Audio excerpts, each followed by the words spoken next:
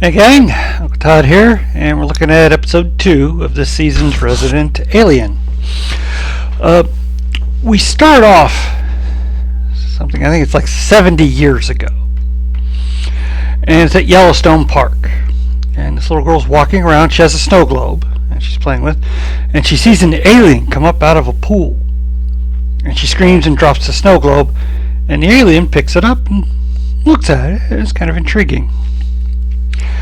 Jump back to the present, and Max, who has now made friends with some kids at the comic book store, takes them up to Harry's cabin to show them a real live alien. But Harry's not going to go along with that, and so the kids kind of bully Max a little about that. Harry's also being a little harassed by Joshua, who keeps leaving tickets on his car. And over at the mayor's house, Kate's wanting to move. She's just getting too freaked out about all these owls. Well, that night, Asta goes on a date with Joshua, and while on the date, Harry goes to break into his apartment, and Darcy tags along, much to Harry's frustration. But they get in to his apartment. They're looking around, and they get trapped in a trap because Joshua knew they were going to do this. He knew Asta was in on this, and he set a trap with first a pizza and then left the red chili flakes over on another table. And when Harry picked up the chili flakes to put on the pizza, trap sprung. Joshua shows a picture of the trap to Asta. Also, it is shrinking, so she doesn't tell him about Harry and what Harry wants. Well, he's just going to let Darcy get crushed, and Harry. Meanwhile, back at the station, Liv finds the magnetic disc that Joshua had dropped, and she doesn't think anything of it, thinks it's just a magnet. Also, the mayor, who doesn't really want to move, but he doesn't want to make Kate unhappy, but he's thinking maybe if they get a pool, but if they get a pool it's going to cost money, and he doesn't have a lot of money. And Sheriff, who wants to take his mind off the fact that he's been avoiding his girlfriend Torres because she keeps paying for things, and he's uncomfortable with that, talks him into taking foot pics to post online. You know, that's a foot fetish, a lot of way to make money. And while they're doing that,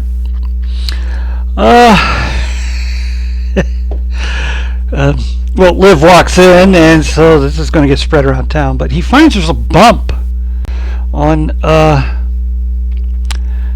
Ben's ankle. Very odd.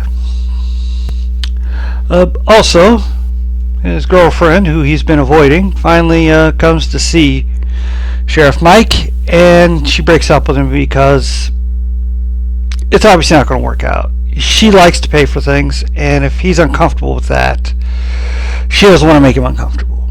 So he's rather upset. Back at the diner, Jay, Asta's daughter that she had given up for adoption years later, and they had reconciled, stops by to say hi when she's there to pick up food, and Asta's very mean to her and says, "She's busy, go away." Which lets Jay know, because Asta's never like that with her, that she's in trouble, and she tells Asta's father or grandfather, Dan, who runs the diner, and he says he'll handle it. Well, left with no choice but to spill the beans on Harry, Asta starts to explain to Joshua, in one of the funniest segments, the plot of Mork and Mindy. You know, Harry's real name is Mork. He's from the planet called Ork. He reports to a man named Orson. And Joshua's right all this down. He said, so how does Mindy work into all this? Anyway, Max has tracked Harry because he's got the alien tracker's tracker device that's built into his taser. And, well, they could set the trap, turn it off just by unplugging it, because it's an electronic thing he plugged into the wall, which they can't reach. And Max won't until he proves to his friends who are with him he's an alien. Harry compromises, says, I'm not an alien, but the person who lives here is. Look at what we're in. This is obviously alien technology. The alien lives here. Well, that's good enough for Max, so he unplugs it. And then Joshua gets an alert on his phone, just like when the trap was sprung, and when he looks at it, he sees Max and Harry eating pizza in front of the camera and mocking him. Well, when he gets up to go deal with this, Dan confronts him, and when he tries to scare Dan with his creepy alien eyes, Dan goes, what, you're an alien? Big deal. Can't go 5 feet without running into an alien around here, which gives Asta enough time to inject him with a drug, and he passes out. Liv finds Mike distraught in a bar, and she gives him a little comfort. And then we cut back to Harry's place, where Joshua wakes up. He's not tied up.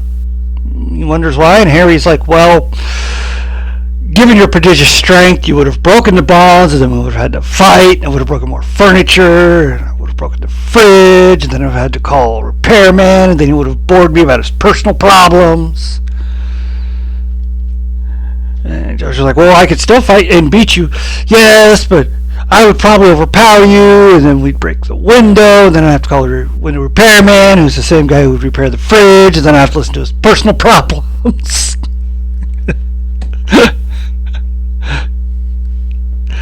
And as they banter back and forth, it becomes apparent Joshua has no idea what the Greys are planning. They never told him. He's just a hybrid after all. Well, Joshua doesn't want to leave, but Harry kind of gives him an ultimatum. If you don't leave, it may come to the attention of the Greys or the Galactic Council, about what the heck you're doing here, how you failed. So he leaves. And the episode ends, or no, I shouldn't say that. The next morning,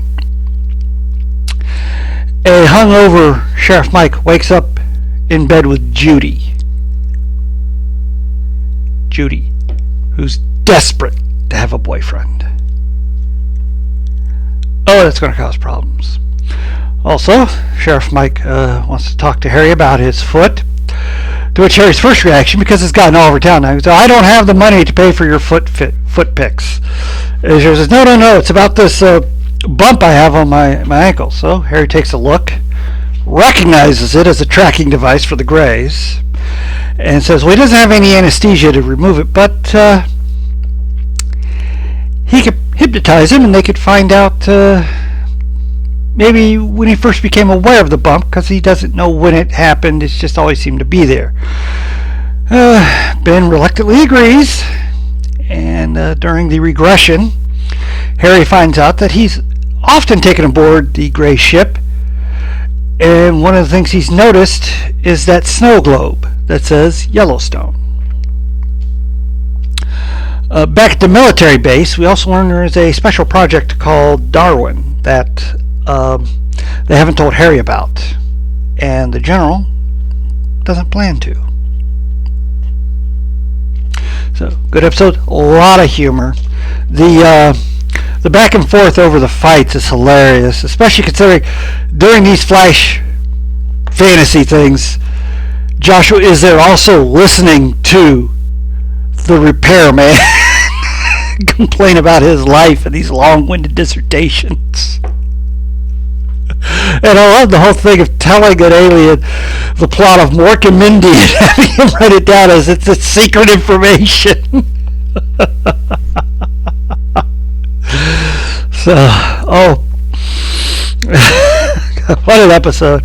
Really good. Harry is just as annoying as ever. And he doesn't want Darcy to come along with him on the investigation. And since he can climb a wall because he's a lizard, he just scurries up the wall, or lizardish, and Darcy asks him, can you fly? He says, if I could fly, why would I climb?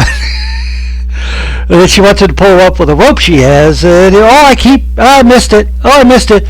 Do you really want me to start yelling out real loud? Or to tell, he gets blackmailed into pulling her up.